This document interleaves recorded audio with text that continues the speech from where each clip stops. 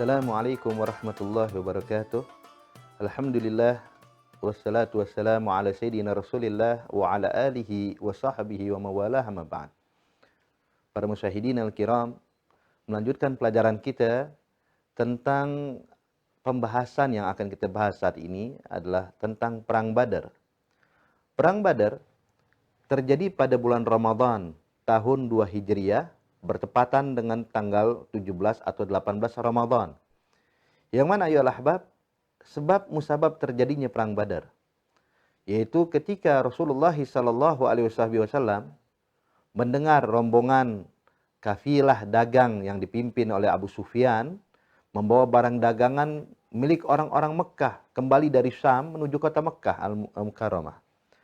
Saat itu Rasulullah SAW mengajak para sahabat-sahabat atau sebahagian sahabat-sahabatnya untuk menghadang rombongan dagang milik kafilah yang dipimpin oleh Abu Sufyan demi untuk mengambil dari apa yang telah dirampas oleh orang-orang Mekah, yang mana harta milik kaum muhajirin.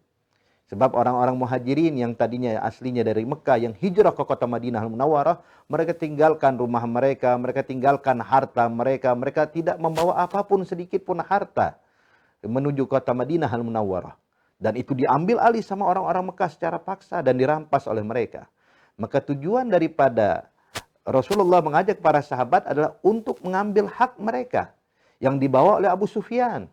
Yang tentunya bukan merampok sebagaimana yang orang bayangkan ayolah ahbab, tapi untuk mengambil hak, dan ini diizinkan di dalam syariat Islam. Maka subhanallah, ketika bergerak ke Rasulullah dan memang tujuan bukan untuk berperang, maka Rasulullah SAW tidak mengerahkan semua sahabat-sahabatnya. Cuman mengajak siapa yang mau ikut untuk menghadang rombongan tersebut. Disebutkan oleh para ulama dan ahli tarikh, jumlah sahabat yang ikut kala itu kurang lebih ada 313 atau 314 orang. Dan mereka tidak membawa senjata yang lengkap. Bahkan dinyatakan kuda yang dimiliki oleh kaum muslimin saat itu hanya 2 atau 3 ekor kuda. Sedangkan unta yang dimiliki oleh kaum muslimin itu kurang lebih ada 70 ekor unta. Subhanallah, di sini ada hal yang menarik ayolah ahbab. Yang mana tentunya unta tidak mungkin bisa ditunggangi oleh 3 orang sekaligus, maksimal hanya 2 orang. Sedangkan Rasulullah SAW bersama para sahabat-sahabat yang jumlahnya 313 orang atau 314 orang ini melakukan perjalanan yang lumayan jauh, sehingga Rasulullah SAW mengatur kepada para sahabat-sahabatnya agar ini unta ditunggangi oleh 3 orang, cuman tidak langsung sekaligus serempak 3 orang, tapi bergantian, berdua naik dan 1 orang berjalan. Nanti setelah sekian mil atau setelah sekian kilometer, maka gantian yang tadi berjalan naik, yang di atas pun turun. Subhanallah, Nabi membagi, dan kebetulan unta yang bakal ditunggangi Rasulullah, Nabi pilih 2 sahabatnya, yaitu Sayyidina Ali bin Abi Thalib dengan Sayyidina Zaid bin Harithah. Dan mereka bertiga, yaitu Rasulullah, Sayyidina Zaid bin Harithah, dan Sayyidina Ali bin Abi Thalib. Subhanallah, ketika Sayyidina Zaid dengan Sayyidina Ali dipilih oleh Rasulullah menunggangi unta yang sama bersama Nabi Muhammad, tentu suatu kebanggaan dan kebahagiaan buat mereka. Paling tidak bisa berboncengan dengan Nabi Muhammad SAW. Dan mereka berdua sepakat, sudah Nabi Muhammad gak usah jalan kaki, biar kita aja yang silih bergantian Sayyidina Ali dengan Sayyidina Zaid. Nabi menunggangi unta bersama Sayyidina Ali, Sayyidina Zaid berjalan. Setelah sekian kilometer, sesuai aturan yang sudah diatur oleh Rasulullah, maka Sayyidina Ali pun turun, Sayyidina Zaid naik bersama Rasulullah. Setelah sekian kilometer, waktu Nabi ingin turun, maka Sayyidina Zaid pun berkata, ya Rasulullah, engkau tetap, biar saya yang turun. Biar saya aja yang bergantian dengan Sayyidina Ali bin Abi Thalib. Subhanallah, Nabi Muhammad melihat itu dan Nabi pun berkata kepada kedua sahabatnya tadi.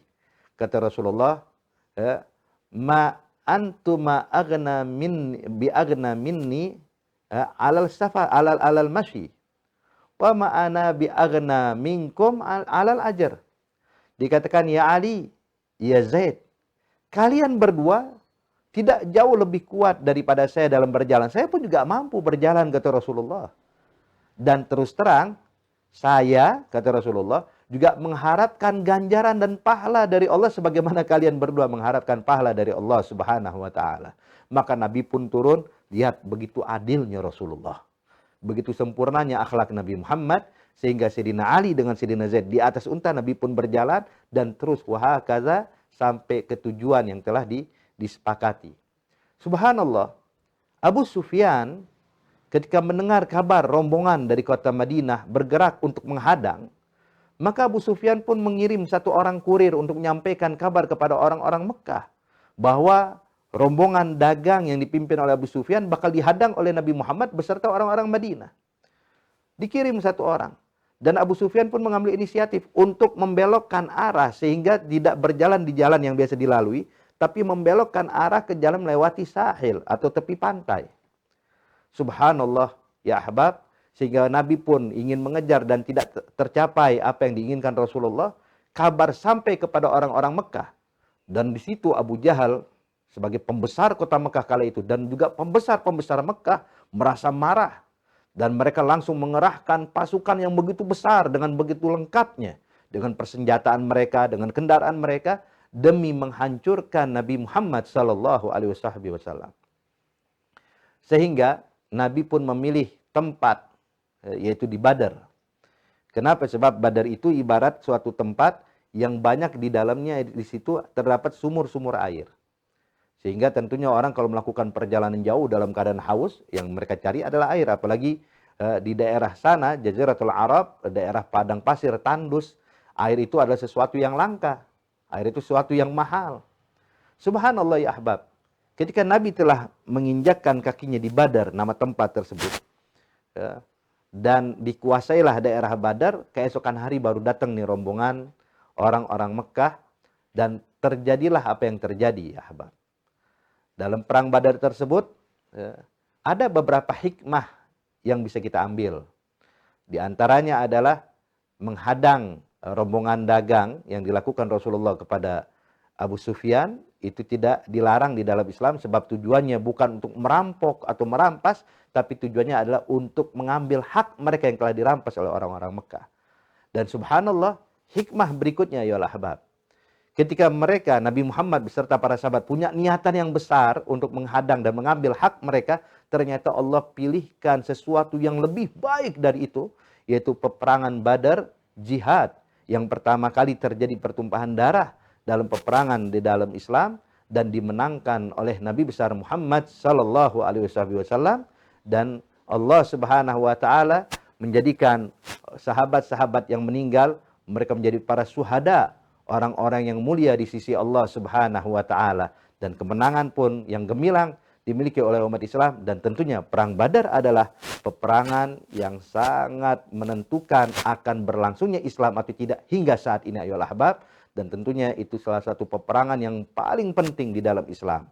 Maka oleh karena itu, untuk menggali terus tentang masalah perang Badar, tentunya dalam waktu yang singkat ini tidak mungkin kita bisa uraikan semuanya, tapi insya Allah ini sedikit membuka untuk kita untuk memahami bahwasanya tujuan dan manfaat dan apa yang terjadi dalam perang Badar dan kemenangan yang dimiliki oleh umat Islam, itu sangat berpengaruh penting bagi kita umat Islam saat ini. Semoga Allah Subhanahu wa taala memberikan taufik hidayah untuk kita semuanya dan kita bisa menggali lebih dalam lagi tentang sejarah Nabi besar Muhammad, dan kita makin mencintai Rasulullah dan makin yakin dengan keimanan kita kepada Allah dan Rasulnya. Amin ya rabbal alamin.